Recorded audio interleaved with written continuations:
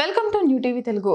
వాణిజ్య gas cylinder ధరలను భారీగా పెంచడంపై ఆంధ్రప్రదేశ్ కాంగ్రెస్ కమిటీ అధ్యక్షురాలు వైఎస్ షర్మిల కేంద్ర ప్రభుత్వం మరియు ప్రధాని నరేంద్ర మోదీపై తీవ్ర స్థాయిలో విరుచుకుపడ్డారు. ఓట్ల కోసం వేషాలు కట్టి ఎన్నికలు ముగిసిన వెంటనే ప్రజలపై బండబాదుడు మోపడం మోదీకి అలవాటుగా మారిందని ఆమె ఘాటుగా విమర్శించారు.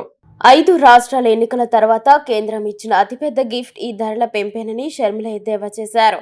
వాణిజ్య గ్యాస్ సిలిండర్పై ఒకేసారి 993 రూపాయలు, 5 కిలోల సిలిండర్పై 549 రూపాయలు పెంచిన ఘనత మోదీకే దక్కుతుందని ఆమె అన్నారు. కేవలం 6 నెలల్లోనే 1513 రూపాయలు పెంచడం దేశ చరిత్రలోనే ఇది తొలిసారి అని, ఈ ఏడాదిలోనే ధర 80% పెరిగిందని ఆరోపించారు. ఈ అద్భుత ఘన కార్యానికి గుర్తుగా దేశంలోని మ్యూజియంలలో మోదీ పేరును సువర్ణాక్షరాలతో రాయించాలని వ్యంగ్యంగా వ్యాఖ్యానించారు.